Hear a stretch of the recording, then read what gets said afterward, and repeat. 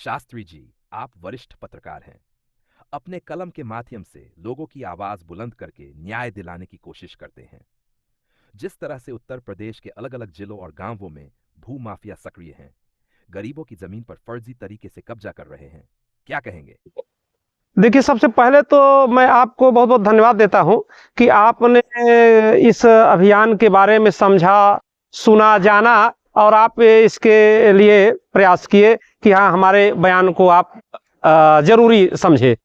तो सबसे पहले मैं ये बताना चाहता हूं कि ज्ञानपुर तहसील, जनपद भदोही में ज्ञानपुर तहसील है, जहां एक काफी दिनों से काकस बना हुआ है भ्रष्टाचारियों का, भूमाफियाओं का। अब उसी के तर्ज पर मैं ग्राम सभा इटहरा आता हूं। तहसील ज्ञानपुर में ग्राम सभा इटहरा है। वो वहां का एक रिटायर्ड लेखपाल कमला शंकर मिश्रा है, जो कि उसके पिताजी मात्र 10 बिस्सा से 1 बीघे के अंदर के काश्तकार थे। वर्तमान में वो 20 बीघा पर, जिसके पिताजी की जिसके पिता का मकान मात्र आधे बिस्से में हो, उसके लड़के ने बिना रजिस्ट्री, ये भूमाफिया लेखपाल जो पूर्व लेखपाल है, बीघों नहीं, 1 बीघे में नहीं, बीघों में मकान दूसरे के बगीचा में बना दिया है। इसी तरह से एक दिव्यांग, गांव का ही दिव्यांग दलित मल्लू हरिजन है, उसके जमीन पर जबरदस्ती यह कह करके वो कब्जा कर लिया है कि ये फलाने हरिजन नहीं है, पासी नहीं है, चमारे हैं। मैंने एक तरफ से झुठला करके दूसरों की जमीन ले। इसी तरह से ग्राम सभा की, कन्या पाठशाला की, न्याय पंचायत की और तमाम खेल कूद के मैदान के ग्राम समाज जमीन पर उस पर एक काला साम्राज्य स्थापित कर लिया है। और वो इस तरह का अपने को स्थापित किया है कि यह हमारे पुश्तैनी साम्राज्य है, जबकि उसके पिता या उसकी खानदानी जमीन 10 बिस्सा से भी ज्यादा नहीं रहा है।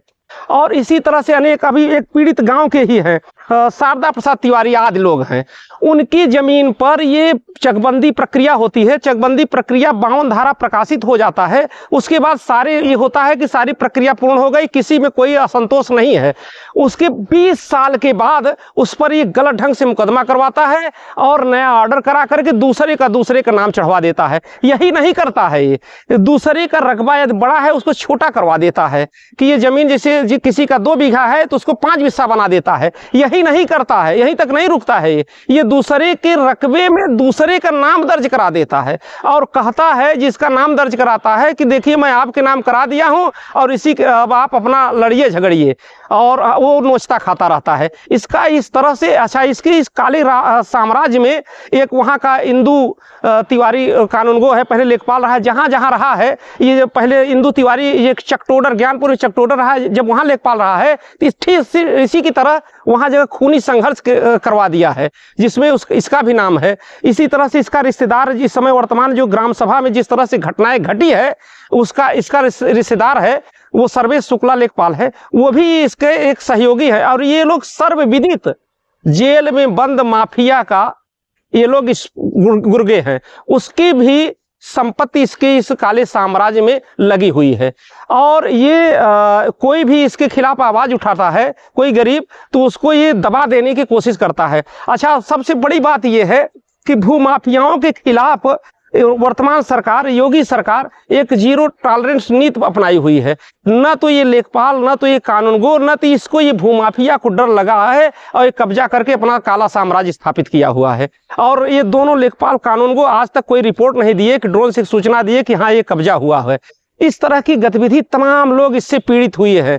पूरा क्षेत्र में वैमनस्य पैदा कर दिया है, रंजिश पैदा कर दिया है। हर गांव में इसने लड़ाई लगा करके पूरे गांव के हर, ये गोपनीय जांच या कोई जांच जाएगी तो सारी चीज दूध का दूध, पानी का पानी हो जाएगा। ये अपना एक ऐसा काला साम्राज्य स्थापित किया है, कुछ लोगों का अपना गैंग बनाया है, रैकेट बनाया है, और इसी तरह से सब लोगों को एक दूसरे से लड़ाता भिड़ाता, यही इसका खेला हुआ है। और पूरा जनमानस जान रहा है इसके काले कारनामे के लिए, इसके कुकृत्य के लिए। ये पूरा सर्वविदित है, चर्चित है। और इस समय अब जाइएगा तो इसको लगता है कि इसका पुश्तैनी की ये साम्राज्य स्थापित किया है।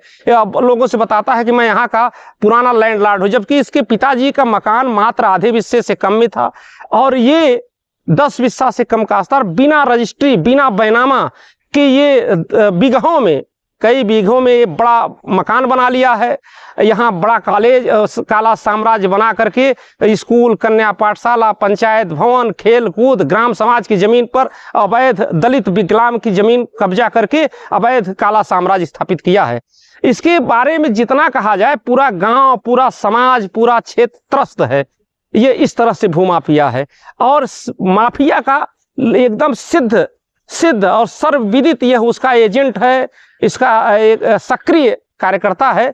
और खैर इसे चल रहा है, इसके शासन प्रशासन के लोग और उनको भी गुमराह कर रहा है। इसके बावजूद भी अभी गुमराह, इसके तमाम काले कारनामों को कुछ लोग सहयोगी हैं, पर्दा डाल रहे हैं, जबकि ऐसी सरकार में कोई बचेगा नहीं, न्याय होगा। हम लोग भी पूरा ग्राम समाज या गांव पत्रकारिता के नाते हम लोगों का दायित्व बनता है कि भाई गरीबों को हम लोग लिखेंगे क्या, जब इस तरह से लोग, तो गरीबों को न्याय मिलेगा तो हम लोगों को लिखने का कोई मतलब ही नहीं रह जाएगा। इस आधार पर हम लोग अपने पत्रकारिता का निर्वहन करते हुए इस दुर्दांत माफिया, ये भू माफिया जो 10 बिस्सा के काश्तकार और बिना रजिस्ट्री, बिना बैनामा का ये 20 बीघा का काश्तकार बन गया है, ये हमारा अभियान चलाया जा रहा है। और हम चाहते हैं सभी मीडिया बंधुओं या गरीबों का, ये तब तक ये कार्य चलता रहेगा जब तक वास्तविक गरीबों को न्याय नहीं मिल जाता।